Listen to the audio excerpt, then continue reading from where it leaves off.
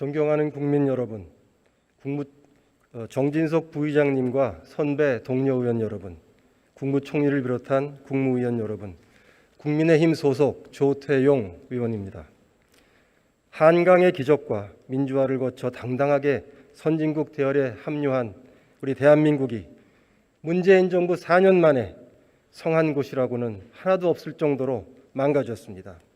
특히 국가의 존망이 달려있는 외교 안보는 처참할 정도로 무너졌습니다.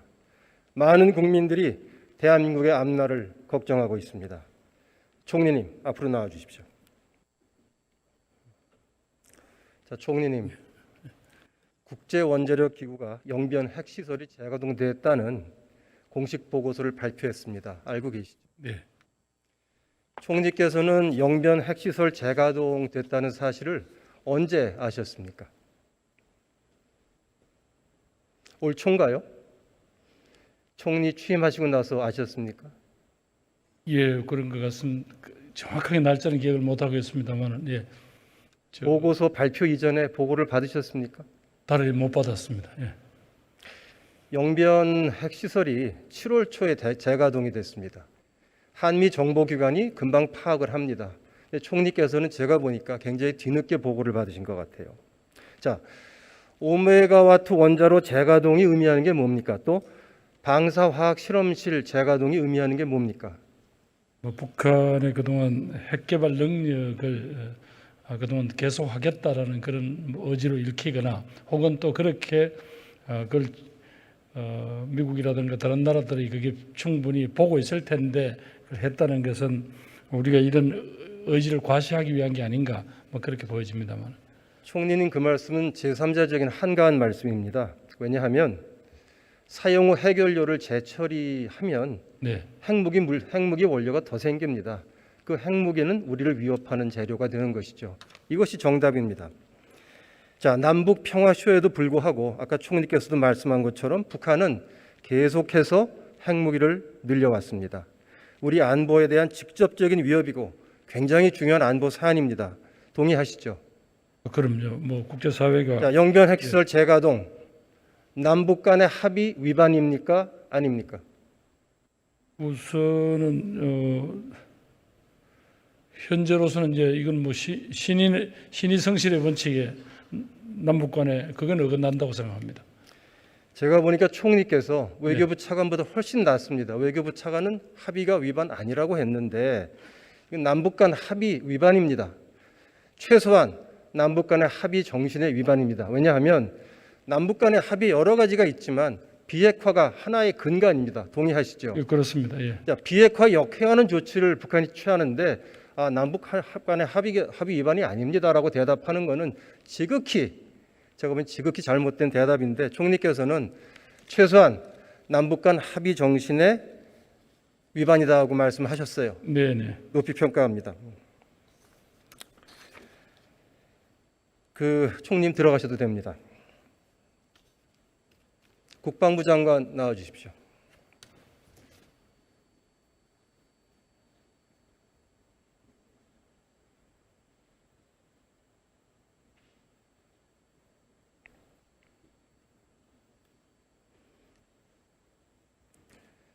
자, 장관님, 북한이 9월 11일, 12일 장거리 신형 순항 미사일을 발사했다고 9월 13일 날 발표했죠. 네, 그렇습니다. 북한이 발표하기 전에 순항 미사일 시험 발사했다는 사실을 국방부에서는 파악하고 있었습니까? 한미 연합자산으로 탐지를 하였습니다. 북한이 발표하기 전에 파악하고 있었습니까? 네, 그렇습니다. 북한이 발사하기 전에는 파악하고 있었습니까? 그런 움직임이 있다는 거에 대해서. 뭐 자세하게 말씀드릴 수는 없습니다. 자, 지금 북한의 순항 미사일이라고 하는 것은 탄도 미사일하고 또 다르죠. 굉장히 저고도로 날아와서 비닉성을 가지고 있고 우리의 시설을 타격할 수 있습니다. 대신 북한의 순항 미사일은 탄도 미사일보다 속도가 느리기 때문에 조기에 발견하면은 요격할 수 있는 가능성이 큽니다. 맞죠? 네, 의원님 말씀 맞습니다. 거기에 따른 대비책은 잘 하고 계십니까? 아까 그 의원님께서 다른 의원님께서 질문하셔서 답을 드렸는데 현재의 탐지 및 방공 자산을 운용을 해서 그러한 그 순항 미사일을 요격할 수 있는 태세를 갖추고는 있는데 혹시 이제 그 부족한 부분이 없는지를 더 많이 살펴보겠다고 말씀을 드린 바 있습니다. 우리 그 감시 정찰 자산을 늘리고 또 요격 자산도 늘려서 촘촘하게 네, 예, 방어망을 확충하셔야 됩니다. 그렇게 해주시겠습니까? 예, 그렇게 하겠습니다. 자, 북한의 위협은 순항 미사일뿐이 아닙니다. 북한은 2019년부터 단거리 탄도미사일과 방사포의 5가지 종류, 또 SLBM 발사관을 늘린 신형 잠수함을 건조 중에 있고, 그리고 올 초에는 김정은의 지시에 따라서 전술 핵까지 착착 개발하고 있습니다. 제 말씀 맞죠? 예, 북한의 그 군사력 증대를 그 확대하고 있는 거, 확대 및 증대하고 있는 거, 그건 사실입니다. 이 무기들은 하나같이 우리 대한민국을 노리는 무기입니다. 그런데도 문재인 정권은 한반도 평화 프로세스라는 말을 무슨 주문처럼 외우면서 평화쇼에만 몰두해 왔습니다. 최소한 우리 군과 국방부는 그렇게 하지 말아야 된다고 저는 생각합니다. 어떻게 생각하십니까? 저희는 그 확고한 군사 대비 태세와 군사력 증강을 통해서 그것이 저희 그 사명이고요. 그렇게 해야 한반도 평화 프로세스가 달성될 수 있다고 생각합니다. 확고한 군사력, 즉 확고하게 방어 태세를 갖추고 우리가 예. 힘을 갖추어야 그것이 평화를 위한 조건이 된다고 생각하시는 거죠. 네, 그렇습니다. 자, 장관님, 종전선언에 대해서 묻겠습니다. 종전선언을 하자는 주장이 있죠. 장관님은 종전선언이 무엇이라고 생각하십니까? 종전선언의 의미는 사실은 뭐 정치적인 의미인 것이지 군사적으로는 크게 뭐 변화가 있거나 그렇게 생각하지 않습니다. 자, 종전선언을 한다고 해서 한미 동맹이나 주한미군 또 유엔군 사령부 같은 우리 안보에는 아무런 영향이 없다고 하는 그런 주장들이 있습니다. 장관님 거의 동의하십니까? 지금 아까 말씀드렸듯이 저희 군사적인 변화보다는 어떤 아니, 군사적인 변화가 아니고 군사적인 변화라는 것이 주한미군이나 유엔군 사령부에 아무 영향이 없을 것이라고 장관님도 판단하십니까? 이제 그 부분에 대해서는 이제 그 부분에 영향을 주는 선언은 아니라고 보는 것이 이제 제 관점인데요.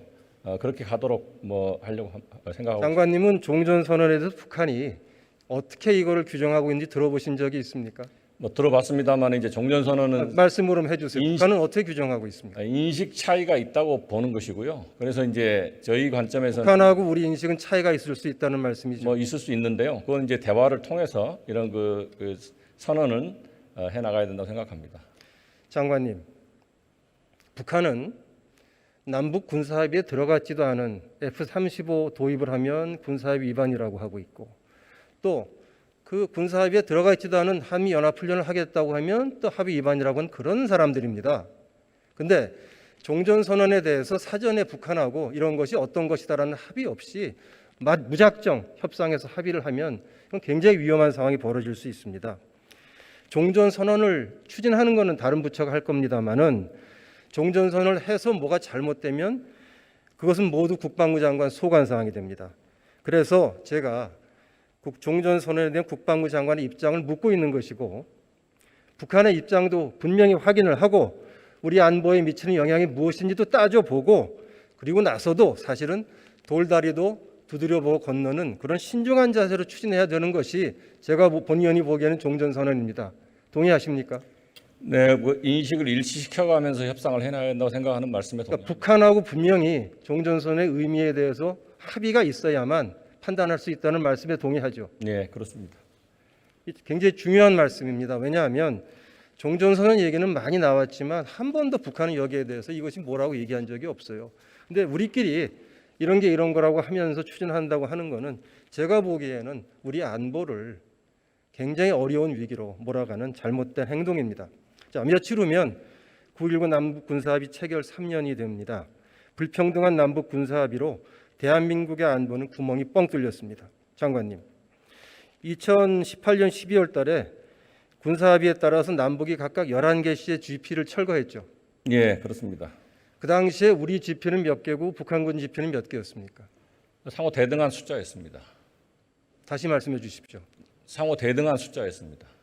우리 GP는 한 60여 개가 되고, 지금 숫자 말씀이시죠? 네, 그거는 저희 숫자가 더 적죠.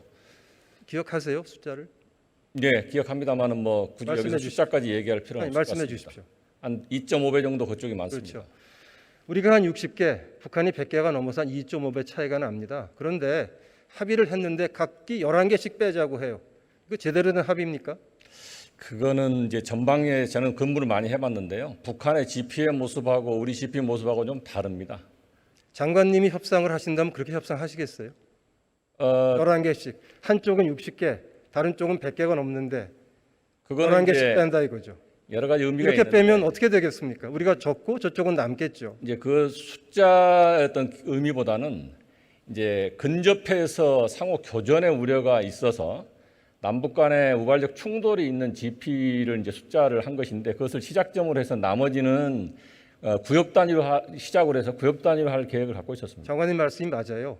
상호 거리가 1km 떨어진 것만 한 거예요. 네, 근데 계획은 뭐냐면 이게 시범이고 나머지는 DMZ 안에 있는 GP를 우리 60개 저쪽 150개를 다 없애자고 한 거죠. 맞죠? 예, 그 단계별로 없어졌습니까 지금? 이제 중간에 막혔죠. 그 이제 중간에 중단되는데요. 처음에 어떤 정신은 그렇게 추진하고자 하는 정신이었고 시범 철수만 한 거. 남북 간의 합의는 북한하고의 합의는 1단계가 가장 중요합니다. 굉장히 많은 합의가 1단계 다음에 끝나버렸거든요. 자, 저는 이거 정말 바보 같은 합의라고 생각합니다. 이런 식으로 협상을 하면은 만일에 민간 기업 같으면 협상한 사람 자리 보존 어려울 겁니다. 그런데 북한하고 이런 말도 안 되는 합의를 협상한 장본인은 별 3개로 승진을 해가지고 군단장급의 아주 중요한 자리로 가 있죠. 이분은 정책 전문 장교인데 사단장도 안 한 분이에요.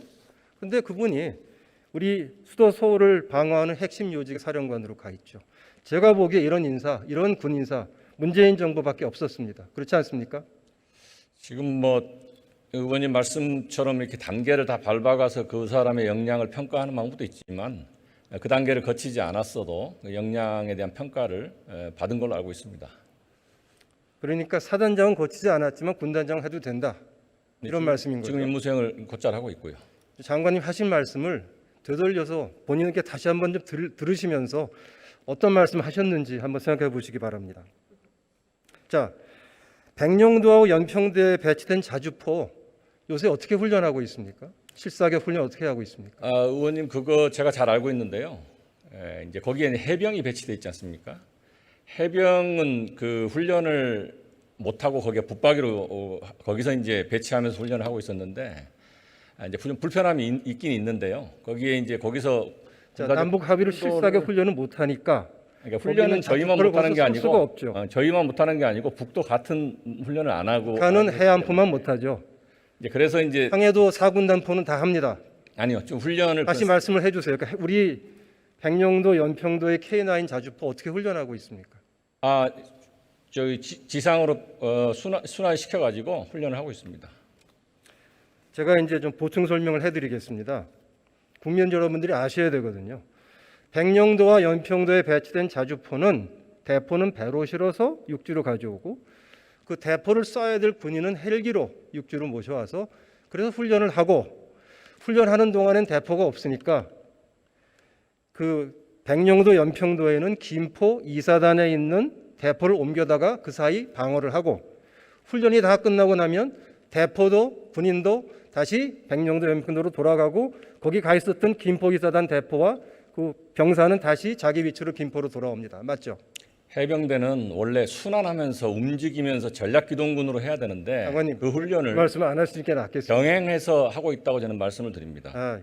제가 그 말씀 하려고 했어요. 그래서 해병대는 원래 상륙해서 싸워야 되는 기동부대죠. 네. 그러다 보니까 이런 말도 안 되는 즉 대포를 쏠 수가 없으니까 육지로 배를 실어다가 군인들은 헬기로 실어다가 훈련을 하고 그 사이에 또 비면 안 되니까 육지에 있는 대포하고 군인들 실어다가 백령도 연평도 지키고 훈련 끝나면 다시 똑같은 순서로 제자리로 갖다 놓는 이런 바보 같은 일을 하고 있는데 그거는 장관님 책임은 아니에요. 남북 군사합의 때문에 그런 거니까. 근데 그거를 군이 뭐라고 멋있게 말을 붙였냐면은 해병 전개 훈련이다. 머린 디플로이먼트 프로젝트다.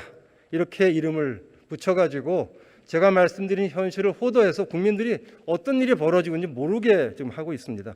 정신이 제대로 박힌 군인이라면 제가 보기엔 이런 식의 합의를 할 수가 없는 겁니다. 그런데도 대비태세에 문제가 없다. 우리 안보가 괜찮다 하면서 이런 말도 안 되는 남북 군사 합의를 변호하는 분들은 특히 그분들이 군에 계신 분들이라면 전 정말 이해할 수 없습니다. 장관님, 평생을 군에 몸담고 나라를 위해서 헌신하신 국방장관으로서 정말 가슴에 손을 얹고 남북 군사 합의가 잘된 합의다 이렇게 말씀하실 수 있습니까? 9.19 군사 분야 합의에 대해서 고민이 많이 있었던 건 사실이지만 사실 그간의 결과를 보면 남북 간의 우발적 충돌을 방지하고 하는 그런 차원에서 의미가 있다고 생각하고요. 그다음에 해병대 훈련도 이제 그런 뭐 불편함은 있었는데 그들이 그걸 해봄으로써 많이 움직일 수 있고 그런 훈련이 된다. 오히려 기동 훈련이 되고 움직이는 훈련이 되어서 도움이 된다라는 의견을 제가 받았습니다. 장관님 말씀은 정말 우리 많은 군인들, 그 다음에 국방비를 내고 있는 우리 국민들, 또 백령도와 연평도 우리 주민들 마음에 가슴에 못을 박는 말씀이라고 본 의원은 생각합니다. 그 말씀도 다시 한번 생각해 보시기 바랍니다. 자, 연합훈련 말씀 좀 해보죠. 연합훈련 2018년 이후에 한미 간의 연대급 이상 실기동 훈련이 다 중단이 됐고 3대 연합훈련 다 없어졌고요. 그다음에 컴퓨터 시뮬레이션 훈련까지도 북한은 중단하라고 하니까 이게 참 또 축소가 되고 있어요. 자, 남북 군사 합의에 연합훈련 중단이라는 말이 있습니까? 없습니까? 그렇게 되어 있는 건 없습니다. 없습니다. 맞습니다. 장관님 말씀이 맞아요. 북한이 억지를 부리는 겁니다. 그럼 북한은 어떻게 하나 봅시다. 북한은 하계 훈련 올해 계속해서 하고 있죠. 7월 1일부터 했죠. 네, 매년 하고 있습니다. 또 지난해에도 화력 전투 훈련, 동계 훈련 정상적으로 했죠. 네. 자, 북한은 하고 싶은 대로 훈련을 하면서 우리한테만 훈련하지 말라는 거예요. 그것도 훈련하지 말라고 부탁을 하는 게 아니고 무슨 권리를 가진 것처럼 하고 있는데 빚쟁이처럼 그러는 거죠. 혹시 훈련 안 하겠다고 북한에 무슨 비밀 약속해 준 게 있습니까? 아니 그런 적 없습니다. 그런 적 없고 다만 이제 저희가 고려하는 것은 연합방위 태세와 또 의원님 잘 아시는 코로나 상황 이런 것을 다 고려해서 3대 훈련이라고 하는데 그 3대 훈련 중에 이제 2개 훈련은 예전부터도 컴퓨터 시뮬레이션으로 입각해서 왜냐하면 대규모 기동 훈련이 안 되기 때문에 했던 훈련이고요. 하나가 이제 포리글 훈련인데 그거를 그 한미 간에 협의해서 규모를 좀 줄여서 해보자 해서 그렇게 된 겁니다. 남북 군사 합의 우리 안보의 독입니다. 이 남북 군사 합의 때문에 우리 안보의 족쇄가 차이면 안 된다고 저는 생각합니다. 국방부 장관께서 우리 안보 태세를 잘 이룩할 수 있는 방법을 생각하시고 고심하시고 군 후배들을 생각하면서 앞으로 행동을 해주시기를 간곡히 부탁드리겠습니다. 네, 의원님 좀 우려하시는 이런 부분들도 제한이 없도록 국방 태세를 잘 갖추고 훈련 체계를 잘 갖추도록 그렇게 하겠습니다. 들어가셔도 좋습니다. 예. 외교부 장관 나와 주십시오.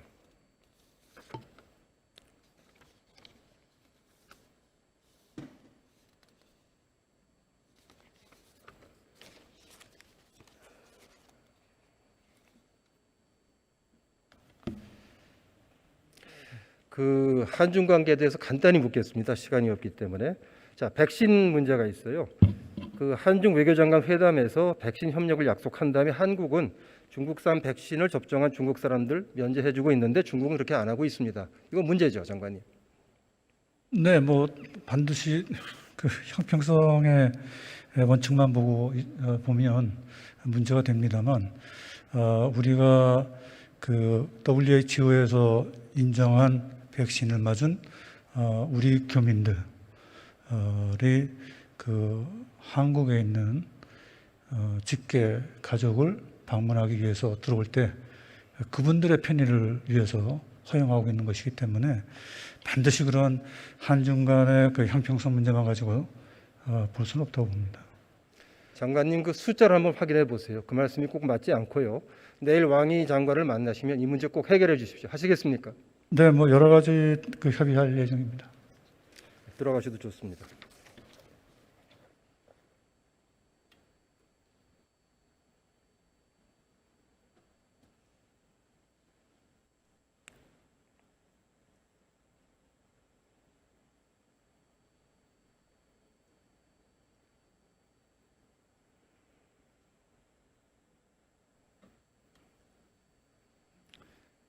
존경하는 국민 여러분, 문정권 4년 동안 우리 외교안보는 무너졌습니다. 대신 그 자리에는 굴종적 대북 정책과 굴욕적 4대 주명이 남았습니다. 문재인 정부가 망쳐버린 대한민국 외교안보 리셋이 필요합니다. 우리 국민의힘이 앞장서겠습니다.